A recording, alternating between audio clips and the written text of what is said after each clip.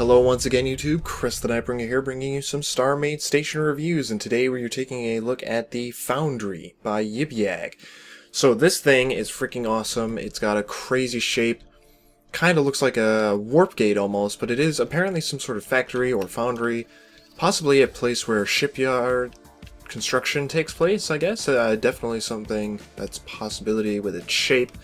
The color scheme, pretty freaking awesome in my opinion. Brown is used not enough, and it certainly fits the whole abandoned, derelict aesthetic. We've got some yellow lights, some regular glass, and there is some blue crystal in there that I am seeing, a crystal, ice crystal or something. And generally, a very simple style, but an effective one. And, you know, just the fact that it's applied everywhere and is keeping it simple is actually paying off, I think. It's pretty solid overall. The external structures of this station, they pull themselves off. Real quick, I'm going to fly into here and see if there's anything in here. I think this is all system space and stuff. That makes sense.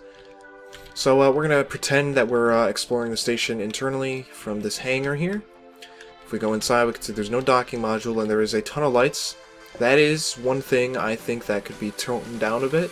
There's a little bit too many lights, and there's no depth to this room. There's really no details other than the lighting or these windows here.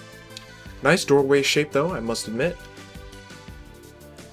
We've got some sort of main atrium here, and this is mirrored on the other side of the station. We'll see how that works in a second. We have some sort of glass tube that kind of breaks it up, making some negative space in the structure of the station, which is pretty nice.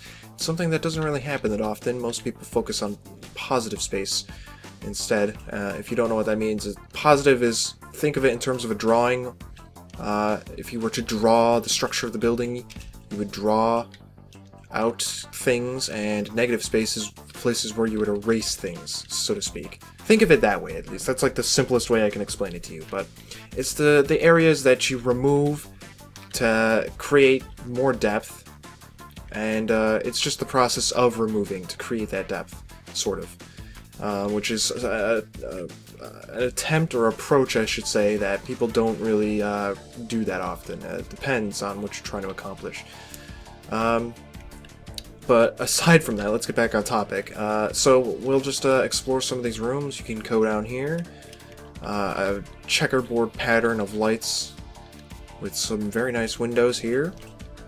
Lots of windows for viewing stuff. If I'm correct, there's a central hallway that leads back up into the atrium onto the second floor of it. I'm just going to call it the atrium. That's what it appears to be to me. And third floor, of course. Kind of dark in the corners there. Not many details in here. Definitely think there could be, and more color even, or depth added to these walls would help a lot. It seems to be the thing that I'm seeing happen so far in this derelict station portion of the contest reviews. It's back into there. I'm just like running around in circles now. So if we continue going down, kind of around the ring, we get into this room with a very nice window here. Continuing down, we've got another middle room, and then continuing down one more floor, we have some sort of gravity transition area with another nice window on the other side.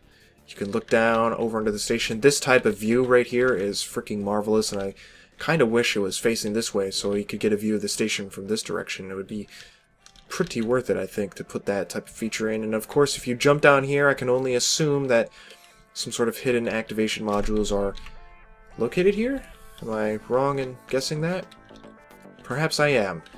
But I would assume you would fall down this shaft, land on this pad, and activate the gravity down here to turn yourself upright in the other direction on the other side of the station. And it's basically mirrored. There's no difference between the two, I don't believe. I can confirm that real quick, just to make sure.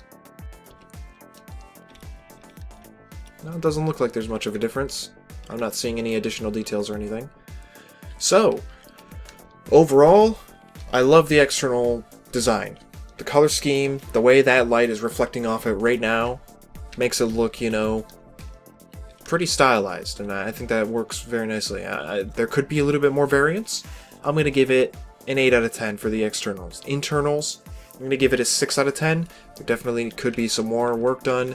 The overuse of the lights as a detail kind of isn't really paying off. You know, there's more you could do with this floor, especially you know, lately it seems like everybody's kind of using all sorts of blocks to decorate a floor and stuff now. That seems to be the latest trend, which is pretty nice. So definitely could use those same ideas and apply them here. Effectiveness as an abandoned station. The color scheme is what sells it for me. So I'm going to give this like a 9 out of 10. I would definitely consider this an abandoned station if I had discovered it for the first time, I think. That's the first thing that would pop into my mind. It looks awesome, and hell, this could pass for all sorts of things too, which is really nice. You don't really know what it is. It could be a warp gate, it could be a shipyard, or it could be a foundry, which is apparently what it is. So, thank you, YibYag, for the foundry. That was another one of these station reviews done. Subscribe if you want to see more of these. I post them 3 times a week or so. And I will see you all for the next one.